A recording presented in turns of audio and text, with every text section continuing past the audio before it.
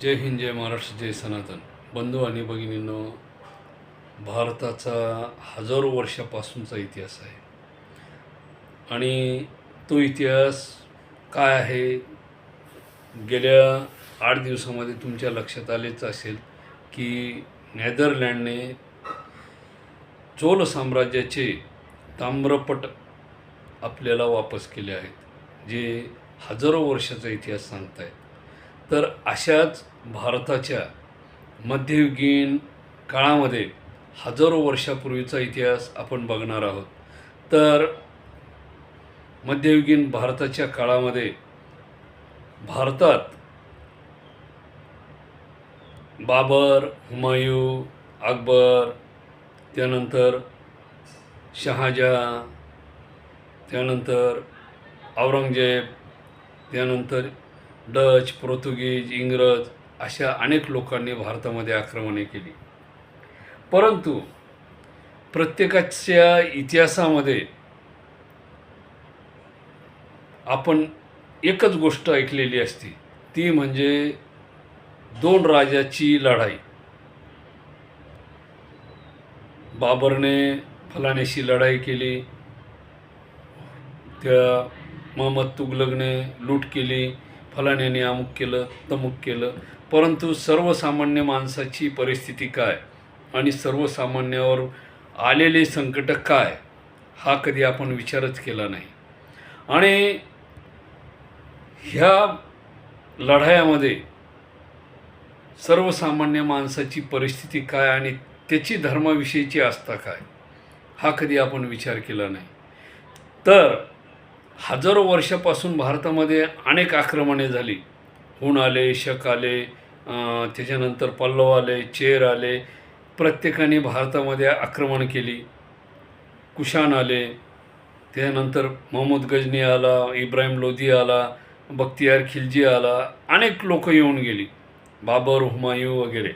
आणि प्रत्येकाने आल्यानंतर येताना सर्वसामान्य शेतकऱ्याच्या शेतामधून आपली घोडदळ पळवली.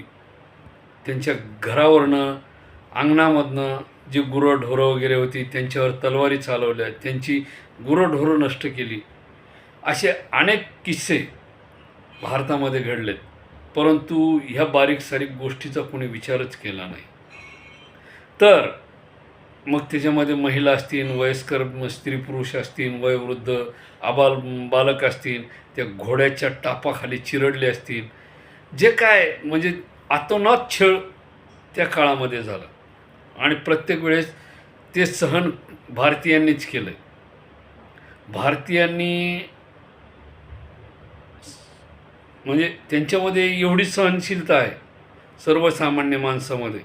आजही तुम्ही पहा, प्रत्येक हिंदू भारतीयाकडे कुठल्या प्रकारचं शस्त्र नाही. का नाही? तो सहिष्णू आहे. कायद्यानं बंधन घातलेली. शस्त्र कोणी बाळगायची? ती ठराविक लोकांनीच बाळगायची. त्यांना सर्वसामान्य जनतेला शस्त्र बाळगायची परवानगी नाही. त्यांच्याकडं काठीसुद्धा लवकर सापडत नाही. हो, साप निघाला तर इकडं तिकडं फिरावं लागतं. म्हणजे शेजाऱ्याकडून कधीमध्ये ते अंगणात पडलेले, त्याचे जाळायला पडलेले लाकडं बिकडं उचलून त्या सापाला मारावं लागतं. म्हणजे साप जर निघाला घरामध्ये तर त्याला मारण्यासाठी सुद्धा त्यांच्याकडं काठी नाही. एवढी परिस्थिती बिकट आहे. ही भारतीयांची हजारो वर्षापासूनची परिस्थिती आहे, सर्वसामान्य जनतेची. त्याच्यामध्ये स्त्री, पुरुष, बालक, ते आबालवृद्ध माणसं, मुली जे 12-13 वर्षाचे आहेत त्यांची परिस्थिती, म्हणजे ही तुमच्या लक्षात येईल की काय परिस्थिती होती. यांच्यावर अनेक अत्याचार झालेत. आणि तशामध्ये धर्माची ज्यावेळेस परिस्थिती निर्माण येते, यांना जर यात्रा करायची किंवा कुठल्या मंदिरात जर जायचं आहे, तर पूर्वीच्या काळामध्ये ह्या मुघल लोकांनी काय लावला होता? कर लावला होता, झिंजिया कर लावला होता. मी सांगतोय म्हणून नाही, तुम्ही इतिहासाची पानं शोधून पहा, विखुरलेल्या पानाला शोधा. ते झिंजिया कर म्हणजे काय होता की तुम्ही हिंदू आहात, तुम्हाला जर मंदिरात जायचं आहे तर तुम्हाला काय करावं लागेल? कर द्यावं लागेल. कर का द्यावं लागेल? तुम्हाला मंदिरात प्रवेश करायचा आहे, तुम्हाला दर्शन घ्यायचं आहे कशाचं, तुमच्या देवाचं, तर मग तुम्हाला पैसे देऊन मंदिरात जावं लागेल. अशी झिंजियाकराची वास्तविक परिस्थिती होती. आणि मग सुरुवातीला सैनिक मंदिरामध्ये राहू लागली. नंतर काय झालं आहे की मंदिरामध्ये जो पुजारी, जो ब्राह्मण, जो पुरोहित होता, त्या पुरोहिताला सांगितलं आहे की बाबा या मंदिरामध्ये जे येणारे लोक आहेत ह्यांच्याकडून झिंजिया कर घे. काय घे? ह्यांच्याकडून कर घे. आता मला सांगा, मंदिरामध्ये जायचं आहे, मंदिर कोणाचं आहे? सर्वसामान्याचं आहे. मंदिराला बंधन आहे का प्रवेश करण्यासाठी? नाही आहे. परंतु देव म्हणतोय का बंधन घाला म्हणून, लहान मोठा आहे म्हणून? नाही. परंतु काय झालं आहे की राजानं सांगितलं आहे कर द्या, कर द्या. मग कर वसूल करण्यासाठी पूर्वी कोण होतं? सैनिक होते.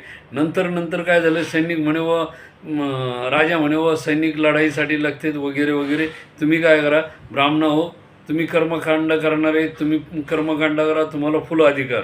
मग काय करा म्हणे, तुम्ही आम्हाला मंदिराचे रुपये, पर व्यक्ती रुपये हा आणून द्या म्हणे. कोणाला सांगितलं? राजाने सामंताला सांगितलं, किंवा ते जे काही ते लोक असतील, मुजुमदार, ठाणेदार, चौकीदार, अशा लोकांना. मग यांनी काय केलं ब्राह्मणाने की त्याच्यामार्फत आदेश आला. कोणामार्फत? चौकीदार, ठाणेदार, अंमलदार, त्यांच्यामार्फत. मग ह्यांनी काय केलं आहे, त्याला किती सांगितले? राजाने 1 रुपया सांगितला. ह्यांनी काय केलं, 2 रुपये, 4 रुपये असे पैसे वसूल केले. मग त्या अंमलदारांनी काय सांगितलं, राजाने अंमलदाराला, ठाणेदाराला काय सांगितलं, 1 रुपया प्रत्येक व्यक्तीकडून घ्यायचा. ह्या अंमलदार, ठाणेदार, ठेकेदार ह्यांनी काय केलं, 2-2 रुपये वाढवले. मग ते 10पर्यंत आकडा गेला. मग ब्राह्मणांनी काय केलं की बाबा त्यांनी 8 सांगितलेत ना, आपण 10 घ्या. मग यांनी काय केलं, त्याला 8 रुपये द्यायचे, आपण 2 रुपये ठेवायचे, आणि त्या अंमलदाराला, ठाणेदाराला, ठेकेदाराला ते पैसे 8 रुपये देऊन टाकायचे. मग त्यांनी काय करायचं, त्याच्यामध्ये हिस्सेवारी करायची. त्यांनी काय करायचं, त्यातले जे काही हिस्सा असेल, 4 रुपये, 2 रुपये, जे काही पद्धत असेल त्यांची ठरलेली, त्या पद्धतीने त्यांनी त्या अंमलदाराला, ठाणेदाराला, ठेकेदाराला द्यायचे. आणि मग तो जो अंमलदार असेल किंवा जो कोणी राजाचं निगडीत असेल, त्यांनी तो पैसा राजाला किती द्यायचा, 1 रुपया ठरल्याप्रमाणे राजाला नेऊन द्यायचा. मग दिवसात किती लोक आले? 100 लोक आले. मग 100 रुपये ते दिनार वगैरे जे काय असेल त्या काळामध्ये, पण फिन काय जे काय, दिनार, मोहर, त्याच्यानंतर चांदवड, जे काय असेल त्या पद्धतीने त्यांनी ते जमा करायचे आणि राजाला नेऊन द्यायचे. मग अडचण काय झाली तुम्हाला सांगतो, की ज्यांच्या शेतामधून जनावरं गेली, सैन्य गेलं, त्यांचं पीक नष्ट झालं. मग त्यांना उत्पादन काय झालं? त्यांच्याकडून शेतसारा हाणून मारून त्यांचे भांडे कुंडे लुटून कोण न्यायचा? कुलकर्णी, अंमलदार, ते मुखिया वगैरे घेऊन जायचे आणि राजाला ते कर नेऊन द्यायचे. मग आता ह्यांच्याजवळ तीर्थयात्रा करायची. पुढं तीर्थयात्रा आली, आषाढी वारी काय जे असेल, पंढरपूरला जायचं आहे. मग आता पंढरपूरला जायचे, घरात तर पैसा नाही, सावकाराकडून न्यायचे. मग सावकाराकडून पैसे न्यायचे, तर रस्त्यानं जाताना लागणारा खर्च ते का फुकट आला काय? मग सावकार काय करायचा, शेत लिहून घ्यायचा. जमीनदार शेत लिहून घ्यायचा. म्हणजे काय व्हायचं, शेत लिहून घ्यायचं. शेत कशावर लिहून घ्यायचं, ते कागदावर वगैरे, अंगठा वगैरे. त्यावेळेस म्हणजे शैक्षणिक पद्धती त्या काळामध्ये ढासळली. काय झालं, यांच्या मदरसा सुरू झाल्या, मिशनरींनी त्यांच्या इंग्लिश स्कूल सुरू केल्या, गुरुकुल पद्धती बंद झाली. यांना ते आली बे पे वगैरे ABCD सर्वसामान्य माणसांना येत नव्हती. मग हे काय झाले, शाळेच्या बाहेर झाले. शिक्षण पद्धती बदलली, एकदम बदलल्यामुळं मग हे बाहेर झाले. आणि तशा परिस्थितीमध्ये मग यांना शिक्षणाची गोडी राहिली नाही आणि अंगठे बहादर झाले. मग अंगठे बहादर, मग ते शेत लिहून घ्यायचं. किती रुपयावर? 1000 रुपये दिलेत, 500 रुपये दिलेत, चांदवड दिलेत, आणि त्याच्यावर ते शेत लिहून घ्यायचे. किती एकर? 2.5 एकर, 5 एकर, जे काय असेल ते. आणि मग हा माणूस तिकडून वापस आल्यानंतर शेतामध्ये गेला की त्याला उचलून गावात आणायचे, बादा बादा बादा बादा मारायचे, म्हणजे चौकडूनच त्याचा बट्ट्याबोळ. आता मंदिरात जायचं आहे, हा मंदिराला गेलेला आहे, पण तिथं 10 रुपये लागतात, 10 चांदवड रुपये लागतात, किंवा 5 सोन्याच्या मोहरा लागतात. तेवढं राहिलेलं नाही, रस्त्यानं खर्च झाले. मग मंदिरात जाणार कसा? मग पायरीवरूनच दर्शन घ्यायचं. मग त्यांचा शूद्रामध्ये वापर व्हायचा, आणि जे अतिशूद्र होते त्यांना तर प्रवेशच नव्हता. म्हणजे ज्यांना मंदिरात प्रवेश नव्हते ते कशामुळं? की झिंजिया कर द्यायलाच पैसे नव्हते. मग झिंजिया कर द्यायला पैसे नव्हते. ही परिस्थिती भविष्यात बदलल असं वाटत होतं. इंग्रज आल्यानंतर आणखी वाढलं. इंग्रजांनी स्वतःच्या फायद्यासाठी, आता ते इतिहास पण मी तुम्हाला सांगणार आहे नंतरच्या काळात, की इंग्रजांनी कसा बदल केला आणि काय काय केलं आहे. तर मग त्याच्यामध्ये महिलांवर अत्याचार होऊ लागले. मग ज्यांचे पती वगैरे वारलेले होते अशा महिलांनी सती जाण्याचा प्रकार सुरू केला. काय होऊ लागलं की हे लोक अत्याचार करू लागले. मग सतीचं प्रमाण वाढलं. सतीचं प्रमाण वाढल्यामुळे काय झालं की लोकांची मानसिकता बदलली, किंवा हिंदू समाजामध्ये सती जाणं हे कंपल्सरी. का कंपल्सरी होतं? तुमच्या लक्षात आलं 100% की हे लोक अत्याचार करू लागले, येड्यावानी अत्याचार करायचे. मी सांगत नाही, तुम्ही इतिहासाची पानं वाचा. इतिहास तुम्हाला फक्त 2 लढायांमध्येच सांगितलेला आहे, 2 राजाच्या, परंतु सर्वसामान्याचा अत्याचार कोणी तुम्हाला उघड करून सांगितलेला नाही. सती प्रथा कशी अस्तित्वात आली, त्या महिलेला जे पतीचं प्रॉपर्टी मिळायची ते हे जमीनदार, ठेकेदार जे लोक होते, सामान, हे हिसकावून घ्यायचे. मग तिला पर्यायच उरत नव्हता. तिचे सासू सासरे वयस्कर असल्यामुळे त्यांना मारहाण केल्या जायची, आणि ती सर्व प्रॉपर्टी त्या बाईकडून घेतल्या जायची. नाही जर दिलं तिच्यावर अत्याचार केला जायचा. आणि अशा परिस्थितीमध्ये शेवटी त्या बाईला सती जावंच लागायचं.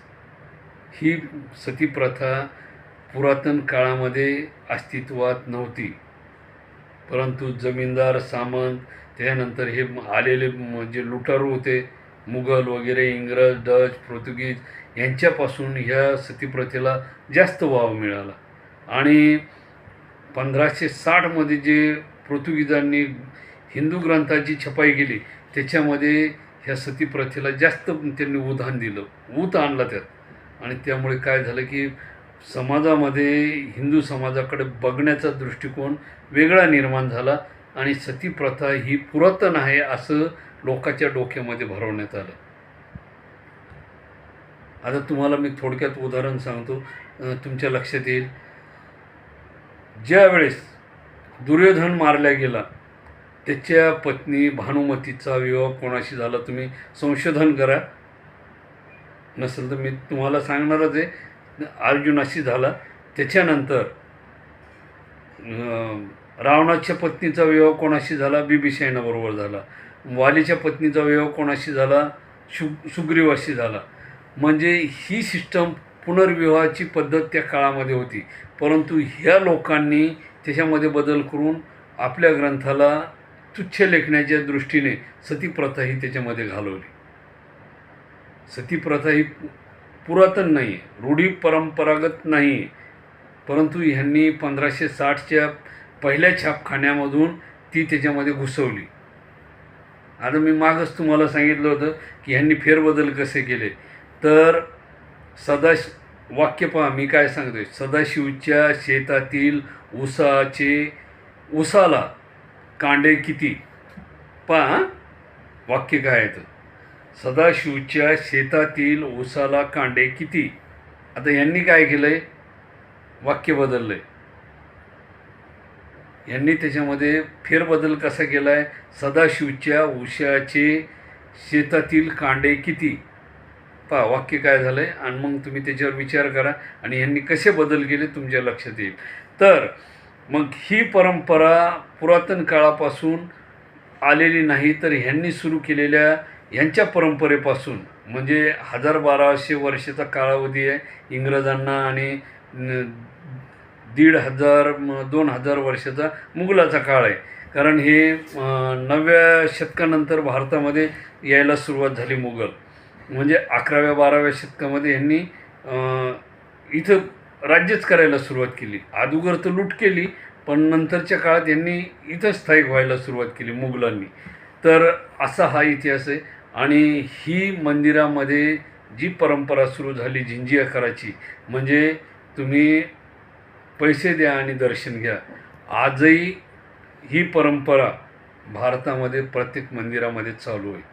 तुम्हाला मुखदर्शन घ्यायचे, 500 रुपये द्या. आता काल परवाच माझ्या मोबाईलवरती एक व्हिडिओ आला आहे, तिरुपती बालाजीचा व्हिडिओ आहे. बालाजी दर्शन पास म्हणून 500 रुपयाची पास आहे ती. ते नोंद करायची ऑनलाईन, 500 रुपये पाठवायचे आणि तुम्हाला मुखदर्शन काय जे असेल ते 10 फुटाहून, 5 फुटाहून, 20 फुटाहून जे काही असेल ते दर्शन होणार. म्हणजे ही ऑनलाईन सिस्टम सुरू झालेली. आणि बऱ्याचशा मंदिरामध्ये माननीय मोदी साहेब असतील, मुख्यमंत्री साहेब असतील महाराष्ट्राचे, किंवा ज्या कुठल्या राज्यामध्ये मुख्यमंत्री असतील भारतातल्या, त्या प्रत्येक मुख्यमंत्र्याला माननीय मोदी साहेबांना देशाचे जे समजा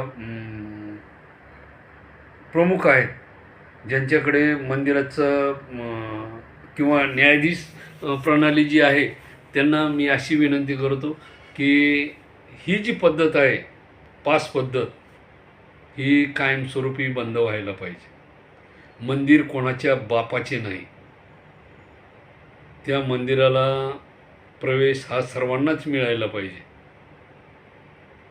त्याच्यावर कोणाचा मालकी हक्क नाही. देवावर, कुठल्याही देवावर, कुठल्याही राजकीय व्यक्तीचा, पुरोहिताचा, कर्मकांड करणाऱ्या व्यक्तीचा हक्क नाही. मंदिर, देव हा सर्वसामान्य जनतेचा आहे. आणि त्याच्यासाठी पैसे देऊन पास घेणे आणि दर्शन घेणे ही चुकीची पद्धत आहे. त्याला आळा बसलाच पाहिजे.